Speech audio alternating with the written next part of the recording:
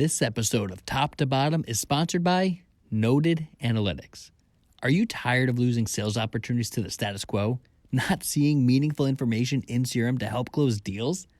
Empower your team with Noted Analytics, the first guided selling for CRM platform that uses sales methodologies like gap selling, Medic, and others to revolutionize the way revenue teams capture, evaluate, and measure sales process effectiveness.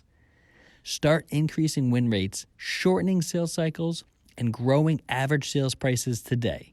Check it out at notedanalytics.com. And we're live. Hey, what's going on, peeps? Welcome to the Sales Top to Bottom. I am your host, Keenan, where we talk about all things sales. I'm with my lovely co-host, Becc. Becc, let me ask you a question. Is it appropriate for your parents to call you friends? Define friend. You have a friend, and your parent calls them without telling you.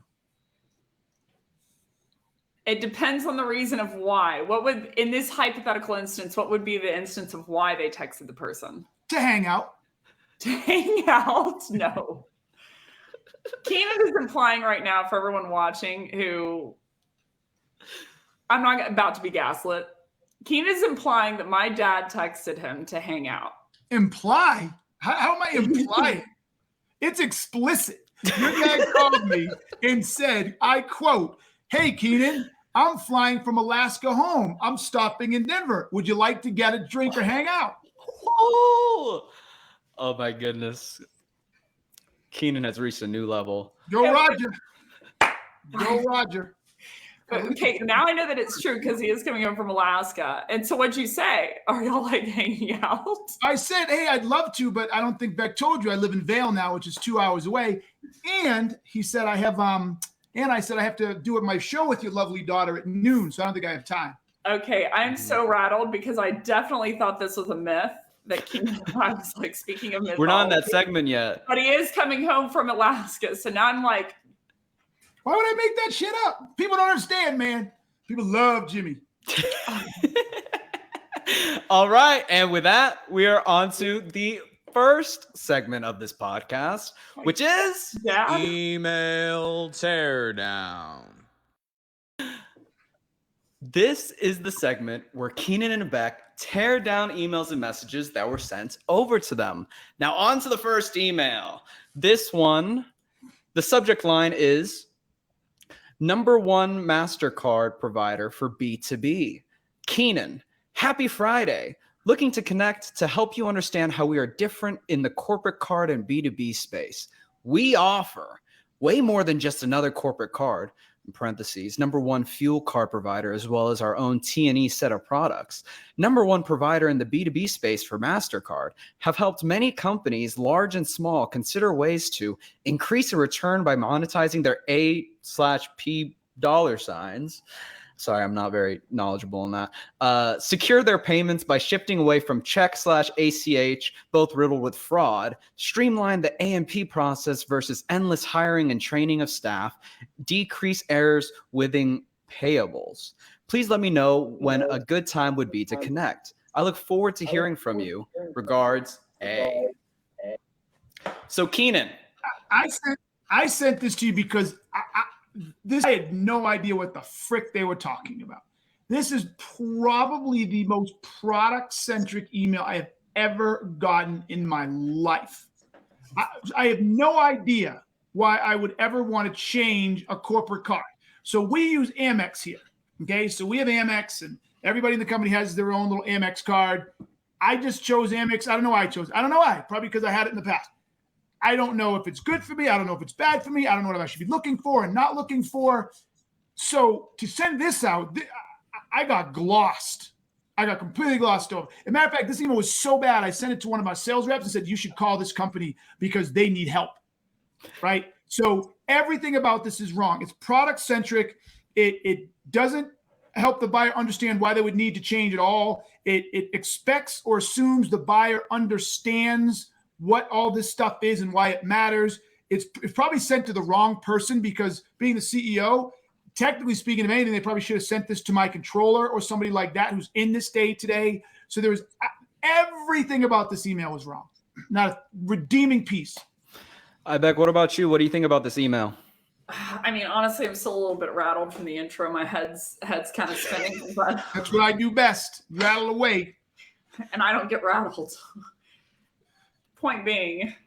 Good point, Dan Panico. Good point. Go. What was the point? Already talking about themselves. Too much. RIP. So here's the thing. People get really excited to talk about their product. There's a number of different studies that basically show that if you were involved in the creation of something, you're going to overvalue it at 20x what someone who didn't create that thing. So my push to people is if you're excited, you're like, I really want to get in front of this person and I really want to talk to this person, or I really want to tell them X, and X has nothing to do with them, meaning it's not like, oh, they're running into this problem, they don't know about it, and I really want to get in front of them and tell them about it. If it has anything to do with you, you're excited about the wrong thing. You're excited about your product, but you're not excited about any problem that they would want to solve with it. So I'm like, this first line gives away the whole bag to me. Looking to connect, to help you understand how we're different in the corporate, card, and B2B space. I'm like, I have never seen a more confusing statement in my life. Different than what? Different than corporate, different than B2B, different than, I'm like, just start with them. It needs to be focused on them. If there wasn't a reason for your outreach that's a trigger about them, then you have to start over. Don't send the email. Can y'all hear that little kid screaming in the background? A little bit. Beck's had a baby in the last 2 weeks. I have. I look great. Yeah, you do, Becc. Let me go on. Actually, I don't think we have enough time for the next email. So what did he say? Why don't we do this? Why don't we say I'll tell you what they could have done to make the email better. They could have, in that list, they said, I'd love to talk to you, see if you are spending too much or wasting dollars or don't have a card that fits your financial situation. If your card or using your current card you experience, and flip all that into negatives, right? Poor time in accounting, lost revenue, long AR. I don't know. I can't even read it from here. But anyways, you lay out all the negativities and then turn it. So if you're experiencing any of this, I'd love 15, 20 minutes to talk about how we could get that money back or how we could stop the bleeding or whatever the issue or problem of it. At least orient me around a problem. Oh, that was fast. Keenan got dinged. That's what she said. Well, with that, we are on to the next segment of this podcast, which is Sales Mythology. This is the segment where Keenan and Becc demystify common myths within the sales industry. And the first myth of today is training at SKOs will really equip my sellers or SDRs to hit their targets. Becc, why don't you start us off on this one? Well, I'll start us off with a stat. You can only learn 30 minutes of new information statistically in a day. So if you want to teach someone anything, even how to be a better seller, scale of 1 to 10, they're objectively diagnosing on a 3. If you want to get them to a 4 or a 5 or a 6, you only have 30 minutes of new information. So SKOs can make people feel better, like, oh, I'm equipping my reps. But if you don't have implementation, if you don't have like the before, the after picture, the execution, how am I going to hold my reps accountable to kind of gap and notice point? How am I going to streamline this into the CRM? How am I going to make sure that they're actually acquiring this information? How am I going to make sure when they aren't that I can get them to the next level? If you don't have any of that, then you might have a couple of ideas and a lot of excitement, but no actual real progress. So I kind of relate it to, this is probably going to piss some people off, but I'm with Keenan, so it's like I get a pass. I'm like, fire the bullets at Keenan. It kind of reminds me of like people in the church parking lot, like they go to church once a week, you know, so they can justify in their head they're a good person, but then they're like running people off the road, you know, and giving people the finger and being a punk the rest of the week. So I wouldn't let it be an excuse that you think in your head that you did your due diligence as a leader to get my reps to the next level. If I just invested in a one-day SKO, it's going to come down to the execution and do I hold my reps accountable to it? What about you, Keenan? What do you think? So ask the question exactly how you asked it of Becc again, please. So training at SKOs will really equip my sellers or SDRs to hit their targets. Okay. So now the answer is unequivocally flat. And I'll go a step further. And I would almost say, unless the SKO is training, it's not even training in an SKO. Mm-hmm. So if you get someone in a room for 2 or 3 hours and someone talks to them or runs them through something, that's not training, right? I mean, unless it's a very targeted training, like how to address objections. Okay, like I could see a 2-hour session on how to address objections, whether I agree with it or not is the point. But I can see how that training might land some new knowledge and some behaviors. But generally speaking, when it comes to sales training, it's more than a 2-hour session. It's not some speaker coming in talking about something. Because let's keep it real. Most of the quote unquote training in SKO never lasts more than 2 hours. So there is no role play involved. There are no workshops involved. There's very rarely a curriculum that walks them through in a set order. There's no expectations of what the outcomes or what the learning module is supposed to accomplish and how it's supposed to land. Like there's actual science and methods to properly training somebody. So the answer is, a better way of putting it, SKO is not your training time.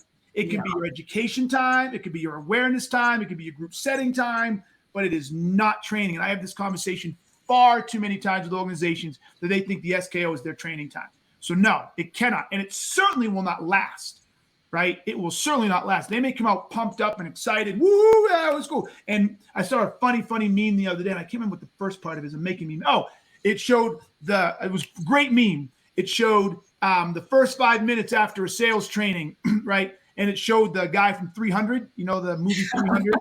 And then it goes 5 minutes later, and it shows the cat sitting like this with a Bud Light next to it. Totally.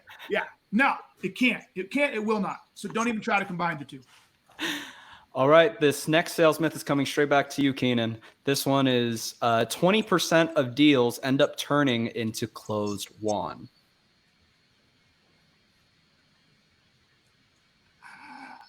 I feel like this is a trick question because the data shows, I guess it comes down really what is being asked here, because is this a trick question on the definition of closed won? Because the data shows that the average win rate is 20%.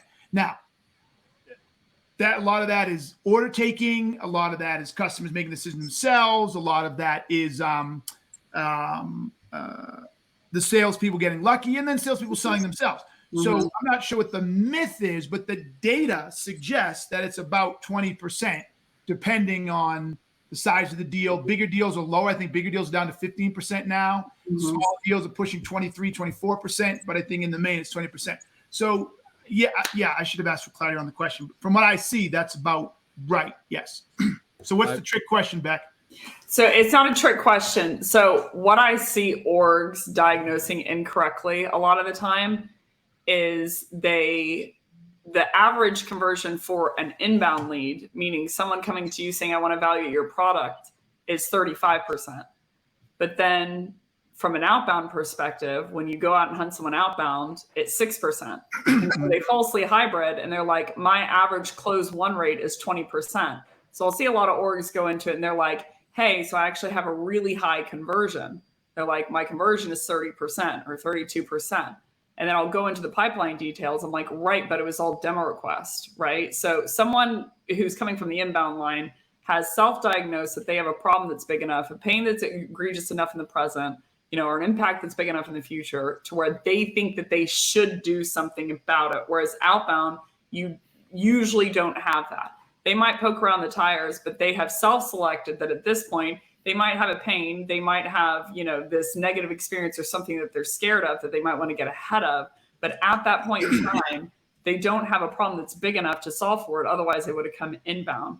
So I think kind of the damage of that myth is not understanding those two perspectives if I'm looking at my close one and I see it all the time, that people are like, oh, I'm really, really high, or I'm really, really low. And when I dig into the pipeline numbers, I'm like, okay, if this is all coming inbound and you're sitting at 30%, you're actually a little under average. If I'm going all outbound, for instance, I have no brand recognition, no demo request, blah, blah, blah, and I'm at 15%. And I'm like, why am I doing so crappily? I'm like, you're actually above industry average. So I think it can give people a false kind of metric. It's kind of like the statistic people say all the time, 50% of couples end up in divorce. And I'm like, that's just simply statistically not true. But it's a myth that people believe across the board. So I think 20%. Why is it statistically not true? 50%, 20% is the close rate. I'm sorry, say it again. 20% is the win rate. Now, how it breaks down, so that's win rate, statistically accurate. It's technically accurate, but it's misleading on where someone's at. Because someone could say like, hey, I'm closing 30%, so I'm actually really good. And I'm like, well, it's dependent. Are they all coming from inbound? And I'm like, you're actually a little below average. Yeah, so it's just a universally term that people accept. When I cannot think of a program that I have dead on heard of them converting 20%. So it's just one of those numbers that people believe. And so I challenge people to look into the source of the deal, to do a more accurate analysis on like, how am I doing from a close one perspective for the outcome? Okay. It wasn't a trick question, but what were you going to say, Keenan? What I'd like to see is I'd like to see people add to the conversion rate based on inbound and outbound, but add to it and start being able to measure conversion rate, not on stage. A lot of people do it on stage. What's your win rate on stage? Which I think is a shit show, right? But I'd actually like to see it based on the assessment of the problem, impact, root cause. Now, if you could start going out and saying, okay, when we find problems that are bigger than this or focused on this, our close rate is 90%. When we don't find those problems and we only find these problems, our close rate is this. And when we find these problems of this size, they're only this. If you could actually start assessing the close or win rate based on the qualitative data of that customer, now you're on to something. I do this all the time. I say, two people come to you for water. Traditional salesperson's like, oh, I'm super thirsty. I haven't had a drink in half a day. I really need water. And the other person says, oh yeah, I'm super thirsty too. It's been a long time since I've had water. I really need it. I love you guys. They're all saying the same thing. And the salesperson's trying to sell them water the same way.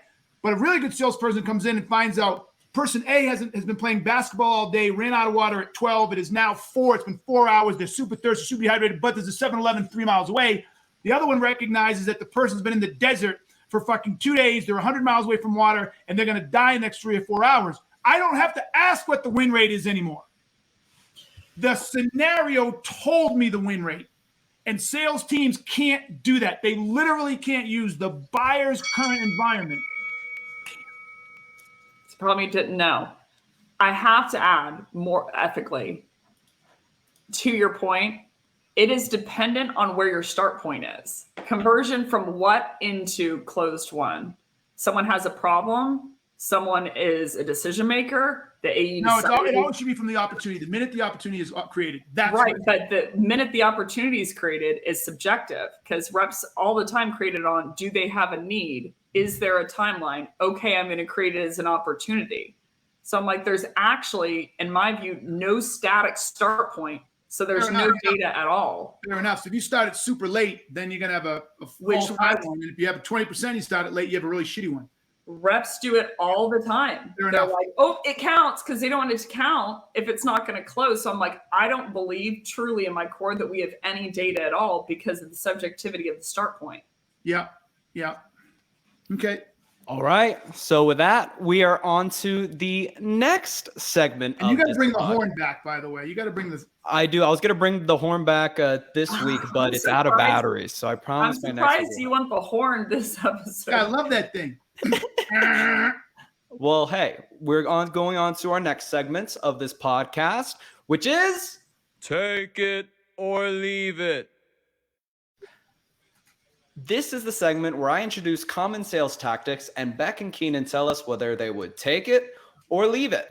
So the first one of today is coming in with a hypothesis to a discovery call.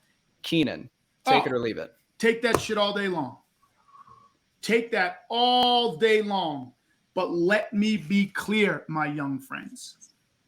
You use the hypothesis as a compass or a guide to uncover your question. Use your questions to uncover or validate it. You do not use it to tell. So I'll give you an example. The other day I was at a bar. Wow. And there was this dude sitting next to me. And I looked at him. How'd it I'm go? sorry? How'd it go? Just joking. Whatever. Anyways, this dude sitting next to me. Did you close? And What was the close ratio? All right, I'm done. Go back. No. Keep going with the story. Keep going. Keep going. Back to my story. Timing is everything. I want the story. What? I'm not allowed to make the first time I make a joke. And Timing is everything. Anyways, so I look him up and down, and I'm like, this dude golfed today. Becc, it's just not funny. That's the hard part. It's just not funny. It was funny. It'd be good. But she keeps doubling down on an unfunny looked joke. him up and down, and then what happened? Yes. And then what happened? Yes. I simply asked him, how was your round of golf today? And yes, Becc, I don't know why this is funny. I don't know why it's funny. I think Beck's trying to imply that I'm gay, which doesn't bother me at all, right? Or that I'm checking out a dude, which still doesn't bother me. But I don't know. Look how red she is. She's dying. She is literally dying. We got to work. Look, Becc is a lot of things. Funny isn't one of them. So we got to work on that. We have to really, really work. So then you looked him up and down, and you said, Yes, "Come here often. How is your golf today?" Said, oh, how did you hit them today? And he's like, how did you know I golfed? And there was so many things about him, but there was one very clear thing for me. He had a can of chew sitting in front of him. So I'm a killer profiler, right? So he had on shorts, he had on flip-flops, which means he wasn't wearing sneakers or something, which means he had moved out of shoes into those flip-flops. And all this, but it was the can of chew in front of him that solidified it. So why am I telling you this dumb story? I had a hypothesis. I didn't make a statement. I asked a question. Mm-hmm. So the answer is I'm going to take it all day long as you use it to guide your questions, not make statements. Becc, you're up. I beg, take it or leave it. Okay, I'm gonna leave it. And the reason is hypothetically, if it is something to guide, then yes. But the very few reps who do develop a hypothesis, I never see them able to put it down. They're like, no, this must be what's going on. And then I don't think that most people possess the ability. It's actually a key marker of intelligence is how often can you pivot mid-argument to another side based on the newly available data, that it's not your ego at play, that you're like, oh, I didn't know this, and so now I know this, so I'm going to keep going. So usually the very few reps that I do think have a hypothesis, when they come into the call, they can't let go of it. Like they're just so proud of themselves and they just want to tell people. The hypothesis I think that you should have is that generally speaking, this buyer persona is usually measured on this thing. That's a hypothesis I do think you should draw, but generally speaking, I'm going to leave it. She has no faith in salespeople. Hear that, people? Becc has no faith. Uh-huh.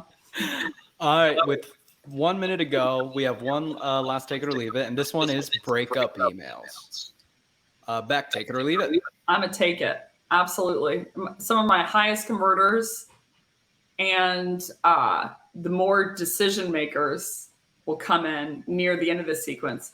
There's always a state of inflection point where it's smarter from a statistical view and a TAM view, an opportunity cost view, to move on to the next. But you can't just email them endlessly forever. However, 99.9% of them are done incorrectly. They're like, did you see my last voicemail? I sent you 15 emails and I haven't gotten a response. You either must not be the right person or not value your team or not value data. So usually how they're executed, leave it. But a breakup email in general, take it. I think you should be intentional about it. Oh, I'm sorry, Keenan. No, you're not. I am. I'm not sorry about most of the things I do to you, but that one I am. That's okay. All right. And with that, we are going to the next segment of this podcast, which is The inbox. Much like why my dad called you, I'm never gonna know now. I told you why. I'm gonna ping my dad and tell him to stop flirting with you over text message. I told you why. Dad just likes me better anyways. Oh, Hang out with you at a bar. Was my dad the guy at the bar? I like your dad. Well, hey, He called me nice. He goes, God, you're so nice. I'm like, He does like you. He really likes you. I don't tell you that, but. and then he said something you wouldn't want to hang out. I know what he said too, which is funny. He goes, I get it. Plus, you wouldn't want to hang out with an old dude like me. And I said, hey, sorry to burst your bubble, but I'm closer to your age than I am to your daughters. And he laughed because that's a good point. Yikes. that's a little scary. Got to be honest. I don't want to think about that. Just saying, and that was far too often, I'd like to admit. Personally, I don't want to think about that. Well, hey, this is my favorite segment of the podcast. The mailbox is back. The It's back in the mailbox US. is back. Hold Good thing the on. mailbox didn't need batteries. Oh, True. Very true. Very true. All I need is to flip it up and it's ready for action. Oh my goodness. Well, hey, there's an echo. there is an echo. I believe it's coming from Is it me? Becc. Yes, indeed, it is coming from Becc. What can I do? I would hold up. Let me just say the question, and then whenever we get to yours, I'll unmute you. Okay. Well, this is the segment where Becc and Keenan answer questions from our audience. For that, we have the help of this trusty mailbox, and the first question of today is from Jeremy Levant from France. Ooh, from Francais. Yes, indeed. He asks, I believe one of the best assets a salesperson could have is business acumen. But how do you develop it fast without having to take years and years learning it on the job? Is an MBA worth it, or is it simply enough to do online research on your buyers? Becc, we're going to you first. What do you think about this? Oh. Okay, now I'm off mute. Is my echo better? Your echo is way better. Okay, I turned down the volume. I figured it out. Figured out the root cause. I think business acumen is very important. I don't think you need an MBA to get it. I actually think an MBA is for a completely different subset. I'd quickly Google your buyer's metrics, problems that they commonly have, root causes of those problems, all of the root causes, industry statistics, and do that for all of your buyers. Pick a new buyer every single week. And after 2 months, you'll know an unbelievable amount more than you did. And then stage 2 of that is I would start attending webinars that they attend. And I would start going to networking events, hang out where they hang out. If you want to speak French better, then hang out with French people, move to France, do whatever you have to do. But I would subsume myself in their world. I don't think an MBA, even if you did go through that, would get you that, certainly for your buyer in specific. So that's where I would start. And it's, free too. Hi, Keenan, what about you? What are your thoughts on this one? Yeah, I think I like what Becc said. Immerse yourself, I think is what I want to use. Immerse yourself in their world. Spend as much time as you can talking to your product people, right? Ask them why they built a particular product, what problems they thought they were solving. Try to understand who their customers are. So I think getting as much data in raw format is critical. The other piece, I don't really know, and this might upset some people. But my experience has shown there's 2 types of business acumen. One is your basic knowledge or understanding of the actual information. Like, what is a balance sheet? I don't know. Like what is AR? How is AR affected? What is an onboarding plan? How would you develop one? Why are they important? Who do they affect? Like, all of that is data, right? Like, that someone can spew the data. But beyond that is how all of that connects, right? How all of that negatively impact, positively impact, it's all the filler stuff or the mortar to those bricks that requires critical thinking skills. And I don't know how to teach critical thinking skills. Oh, we have 3 seconds to go, but Example. Right. So that I think what Becc said is great, but I think in addition, really, I should look this up to see if there's something that exists, but really start to ask yourself, how well do you connect dots? How curious are you? And how well can you follow logical patterns? That's the key piece, in my opinion. I was going to give a small example for people. When I first moved here, one of the amen, by the way, to everything you were saying. And I think it takes an intentional effort to like force yourself there. When I moved here, there's a number of different things that are new to me. One of them is military time. So I changed my phone to military time. Hey, it's 8:32. And right, yeah. Well, not all of us are brilliant like you. And like in the beginning, it sucked because I'm like, what does it mean 23? What does it mean? Or 23 is easy, but like 21, blah, blah. But now I'm used to it. So it's like, do that within your buyer's world. How do you, I want to know. How do you what? Keenan just knows random facts. Like What's that's curiosity? I know It's that's why curiosity. that bar instance like cracks me up because I'm like, of course, he's like wondering what the guy next to him did, you know, what you just know. I just swear you just Google random facts.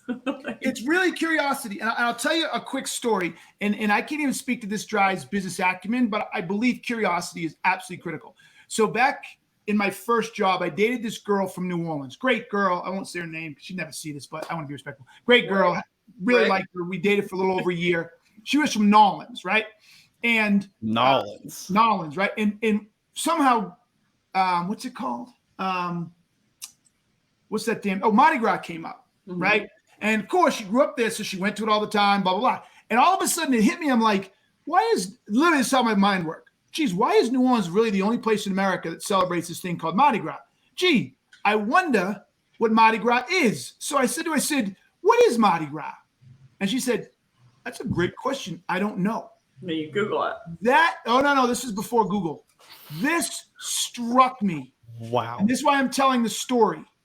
This is, I think, most people. And by the way, she was an upper middle class person, went to a private high school. She's doing well in medical sales now, so she's not dumb.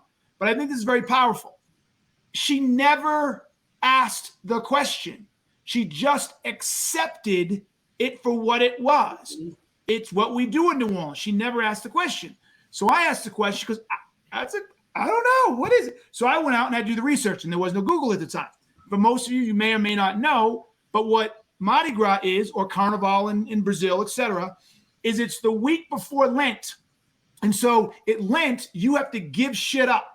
Yeah. So it's their idea of party your ass up and do all the shit that you had to give up in Lent before Lent. And that's where it came from. Well, I didn't know that, and she didn't know it. So why am I telling you this story? Too many of you accept what's in front of you and aren't sparked by curiosity or not sparked by the fact that you do not know. My personality is such as if I don't know something, I am uncomfortable, and I am never afraid to ask the question, why, or could you explain, etc. And that is something another book we'll talk about. In America particularly, people feel asking questions is a sign of weakness. I never fell into that trap. To me, asking questions is how I load my gun. My other takeaway is to all the women out there who are dating Keenan. Oh, To that cohort, and that is a big TAM. To all the women out there, you need to be ready for like Mardi Gras history and like the roots of it and yada yada yada. I'm just letting you know, giving you a heads up, the business acumen piece. They already know. I had a woman today call me pedantic. To the thousands of women that are out there. She had to take I'm going to pull a Keenan. Everybody listen up. Everybody listen up here. To the thousands of women that are out there. Just start Googling random events. You're going to need them. See, and she missed a good joke too, because a woman literally just called me pedantic today.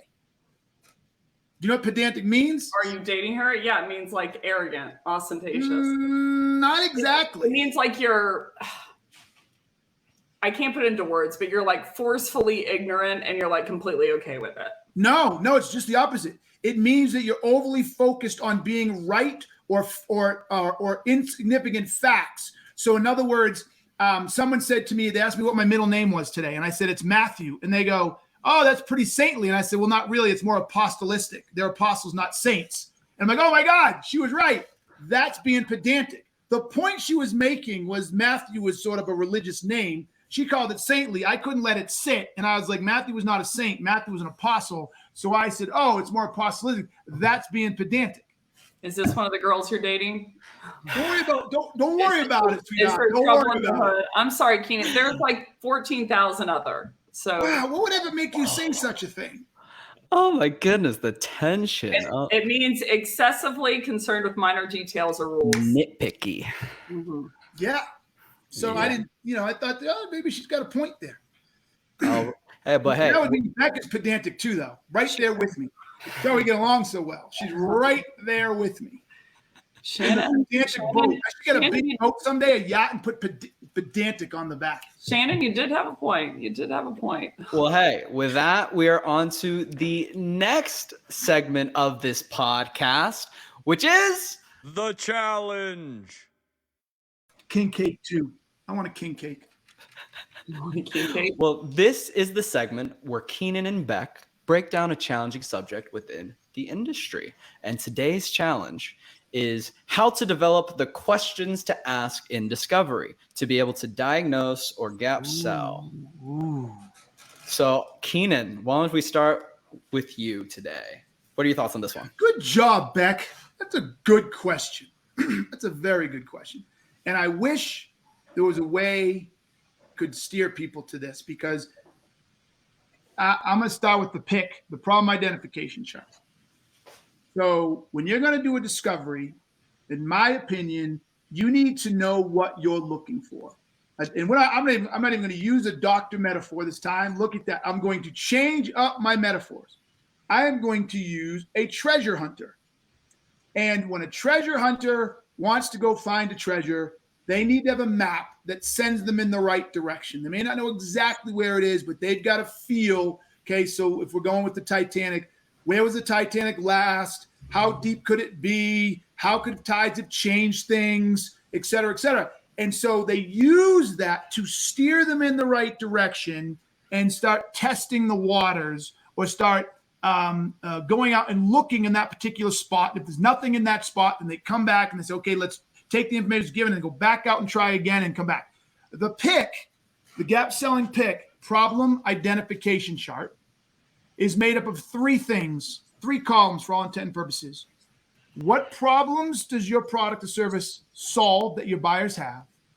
What is the impact to the organization should that problem exist? What is the root cause of that problem? What is causing that problem to exist? If you can accurately and effectively identify the 4 or 5 business problems that your product solves, and by the way, 95% of your product only solves 4 or 5, period. Mm-hmm. Then you can assess and write down what the impact is to each one of those problems if they exist in an organization.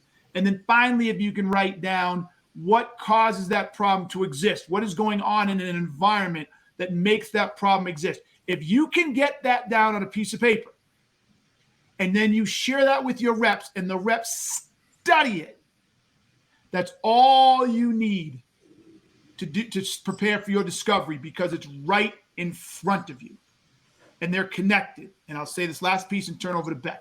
In my world, one of the problems we solve, let's say, is low win rates. Okay. I know the impact of that, but I'll go to root causes. What are some of the root causes? Some of the root causes could be a lack of understanding of the environment that someone works in, doing demo before discovery. So let's go with that one.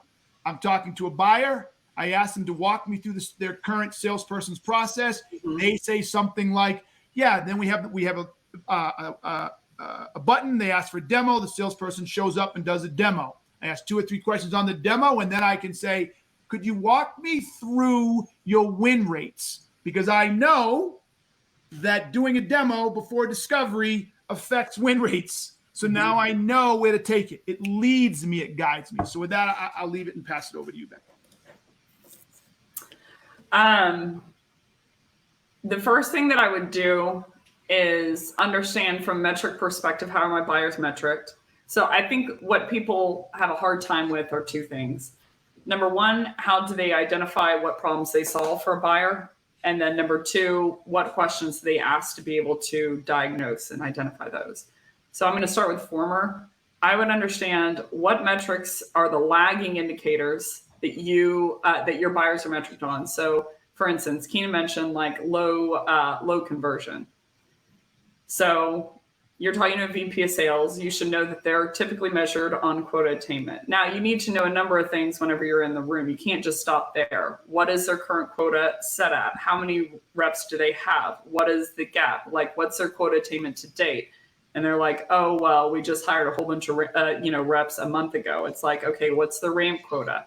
How have they been progressing towards it? What have historically reps been doing? So you need to define the size of the problem. Step one of defining the size of the problem is a hypothesis that if I'm talking to a VP of sales, they're likely going to be anchored around solving some type of quota attainment problem, something in relationship to that. So the first thing that I would do is understand what metrics are they typically measured on, what is the gap or the way that they usually want to affect that metric or the goal in relationship to that metric. And then when I'm in the room in discovery, I'm like, okay, I don't need to just define that they want to fix a quota attainment problem. I need to know, and I can't ask them what the problem is. I need to say, what's your quota? Where are you currently at? Historically, when have you been at to date? What's your closed won ratio? What's your ASP? Like, I'm not going to ask them what the condition is. That's the doctor's first job. The second job that I think people struggle with, and if I may, a silver bullet, you need to view it as your job in there is to diagnose as much as you can, to validate or invalidate a self-diagnosis, and to find things that they don't know. So the second step to that, in my opinion, is to know all the root causes of the typical problem that you solve, and to ask questions to identify whether that root cause that they believe is truly the cause of it. How much is that the cause of it? And are there other root causes that are also the cause of it, causing the problem to exist that you solve for? Are there other root causes that you don't solve for? So I'll give you an example. If I'm coming in and they're like, we have a quota attainment problem. I'm like, okay, can you define what SQL is? How many SQLs a quota? They're like, SQL is they hit 2 out of 4 bank criteria. Another topic for another time. 10 SQLs a month that they have to book on outbound, and I'm like, how many are they to date? And they're like, at 3. I'm like, ooh, 3. That's, shaping up to be a relatively bad problem. I know in my brain that there's only 8 root causes of not hitting pipeline.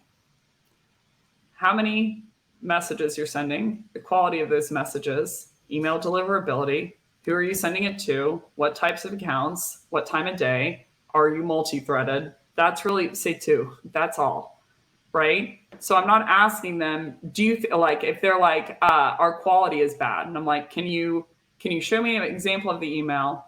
What are your open rates and what are your reply rates? And if they say open rate is whatever, 15%, and I'm like, it might be the quality. I have to see it. But then that flags in my mind. There's also email deliverability, which they might not know. And even if, and I want you to hear me out for 2 seconds, not you, Keenan, but everyone.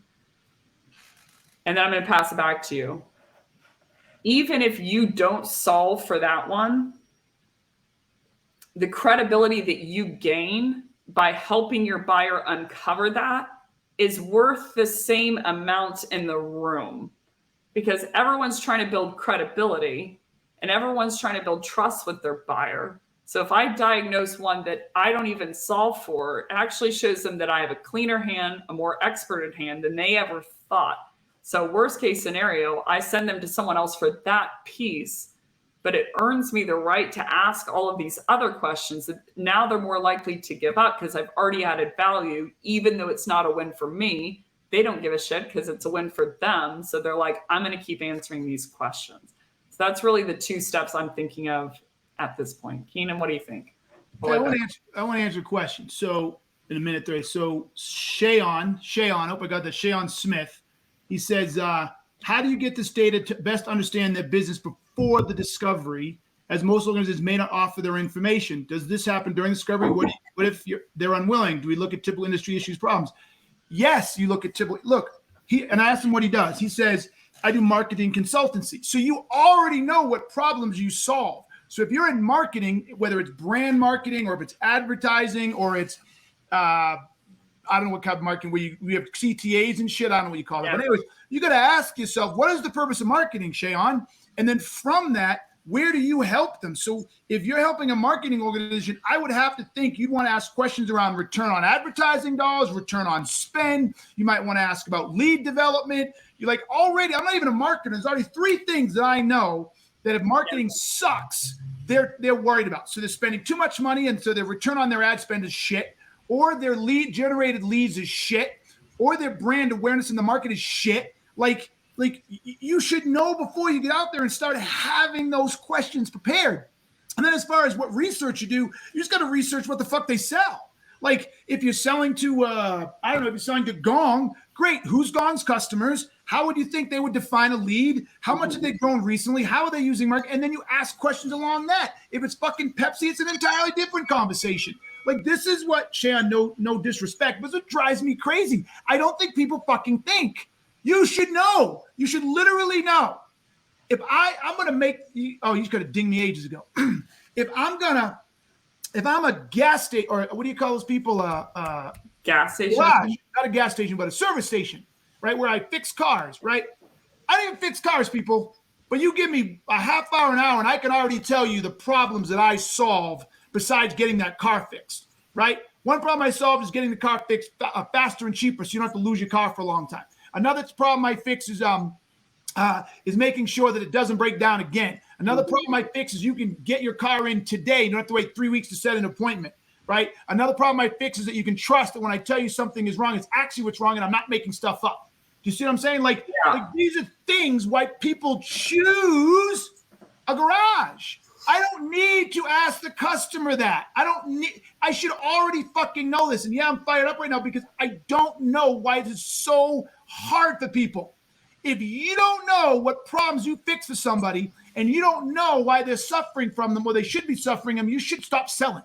Just get the fuck out. Something I was going to suggest for this person. What was their name? Sorry. Shayon. Okay. Click-through rate. Impression rate. Yeah. Like are all statistics you should know, but here's the main thing. In the example of buyer's metrics for Keenan, for instance, if I'm talking to a marketer, then I know that their metric is usually MQL, demo requests, and influence pipeline. So I'm like, what are your MQLs you have to hit? You know, what's the definition of an MQL? What's the gap to date, et cetera, blah, blah. If I'm talking to Keenan, do you give a shit about MQLs? No. I'm going to guess you give a shit about revenue. Opportunities created. Yeah. Leads. Ultimately, though. Yeah. Ultimately, I care about leads as a CEO because it's a leading indicator. So and it's a marketing. Though, your final metric as a CEO is going to be, I'm going to guess, revenue and growth, right? Oh, okay. As a CEO, yes. And this is a good conversation, though, Becc. But if I'm talking to a marketer, I don't want to be that high because it doesn't. Right. Okay, go. I'm saying for you though. So I'm like, for a marketer, it's lead, MQL, demo requests, influence pipeline. That's the direction I'm going with a marketer. But if I'm transitioning to you, not like CEO, but like Keenan, do you care about an MQL? Probably. No, I do care about a lead. Yeah. Okay. You care about a lead and opportunity. So your ending lagging indicator is going to be revenue and growth. So you're going to care about the quality of that lead, and you're going to measure that by the conversion of that lead. Yes. And so we're going to have to back our way into the math. You see what I'm saying? And so like a root cause for someone can be the final lagging indicator for another, depending on the role. Yes. Like lagging indicator for an SDR leader is booked meeting that's an SQL. A VP of sales sees that as a root cause of its pipeline because that's not their lagging indicator. So I would just anchor myself in their world. One of the things that pisses Keenan off into oblivion is he's like, I don't care about impression rate. I don't care about click-through rate. I care about book sales, I care about leads, opportunity, and close one business from my marketing efforts from an ROI perspective as a CEO. So it's like you need to shed your perspective and enter your head of like, if I'm in Keenan's brain and I got to keep track of 18,000 women and also grow my business from a revenue perspective, how am I going to do that through my marketing efforts? And how am I going to view that when I have so little time from all the dates? So you have to enter yourself into Keenan's brain and to Keenan's, economy and know what he's after and be able to quickly talk about that on a dime and define it for him. Well, then, one last thing. Yes. Well, with that, we're on to the last segment of this podcast, which is... Oh, listen, just one more thing. This is the segment where Keenan and Becc give us their closing thoughts. So, Keenan, let's start off with you. What is your just one more thing? Yeah, I had a just one thing, but I am completely going to pivot. And so my pivot is this. I am going to wait to see how many women write in or leave a comment about how disrespectful, stay with me here, Becc was and how sexist Becc was about calling me basically a whore and how many men I was, and bringing up my dating practices, blah, blah. Because I can tell you how many it's going to be and how many it should be. Zero. It's going to be zero. And I don't care that it's zero because it should be zero because it's all in fun and jest. But had I flipped this fucking script and I did that to Becc, I would have been torn to shreds by women all over the internet for me being disrespectful about Becc's dating practices and implying she's with a lot of different men and how that it's about her sexuality, etc. So my last thing is we need to take a good hard look at how much pressure and how we drive our wokeness. And by the way, I am a liberal and I am a feminist and I believe that women and gays and blacks and guys all need equal opportunity. And I'm full on. I'm in your camp. I'm an ally. But I don't go as far as we go. And I thought this is a perfect example. Not a single woman listening to this even thought for a second it was inappropriate. But had I done it to Becc, I'd be on the hot seat right now. So it's time we all wake up and take a good hard look at how we break this stuff down and the biases we bring to the table and the inconsistencies and hypocrisies about where men sit and women sit. There you have it. One last thing. Hey, we're canceling each other on this podcast. I do. Becc, what is your one more thing? Keenan has asked some relative questions today to be fair to Becc on this podcast. Point being, another topic for another time, but the whole Lizzo thing is breaking my heart. Absolutely breaking my heart. Oh. She is getting canceled very quickly, and I'm like, wait, what? The loser thing? What? Lizzo. She's getting canceled. I'm not paying attention to that. I have some thoughts on she's getting canceled relatively quickly. What'd she do? There's some lawsuits against her for sexual harassment charges and for basically letting go dancers for being overweight when she's body positivity. Like that's what she sings about, a lot. What makes me a little uncomfortable is how quickly people are going from Liz is the best to let's just throw her away off of, it's just interesting. Anywho, I think she's a great writer, but my one last thing. So this is going to be, I will keep it to a minute and a half. There is a ballet creator named George Balanchine. He's known as the father of American ballet. And essentially Balanchine Ballet is known for two things. Number one, the prestige that it is to dance at George Balanchine Ballet. Because number two, he's known for minimal props, minimal structure, but basically just a wireframe. And so it's a privilege for the dancers to be able to create that world underneath, a Balanchine infrastructure because it's minimal direction, but there's still the wireframe.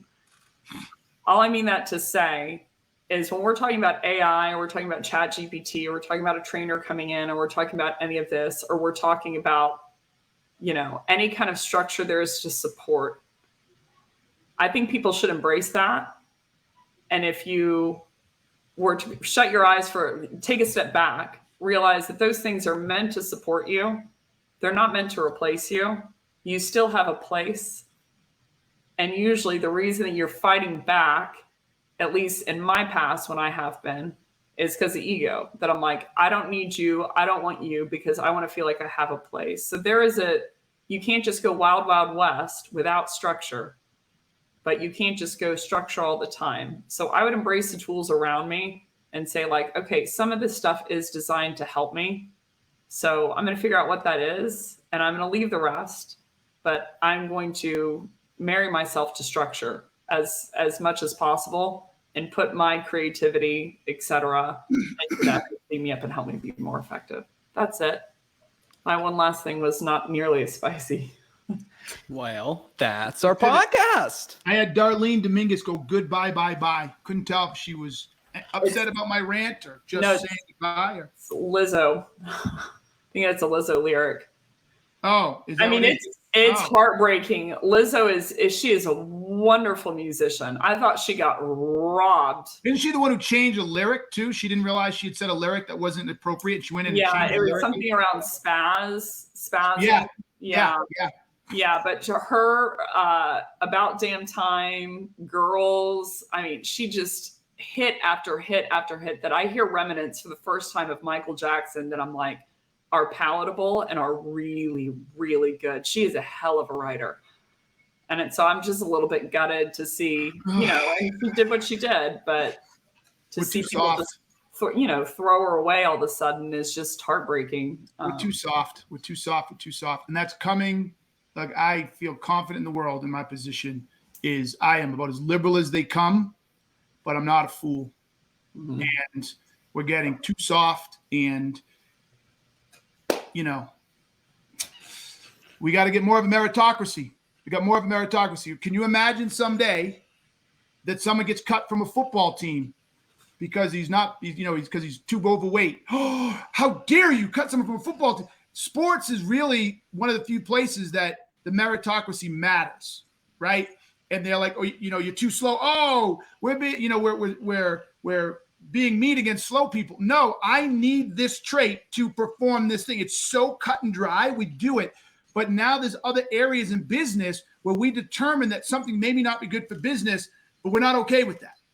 You know what I'm saying? Mm-hmm. We're not okay with that. And now you basically, everything has to go and everybody has to be represented. Well, that person doesn't represent my business best for whatever particular reason. And all people like that undermine my business. Why do I have to placate to them? It makes zero sense to me. Sorry.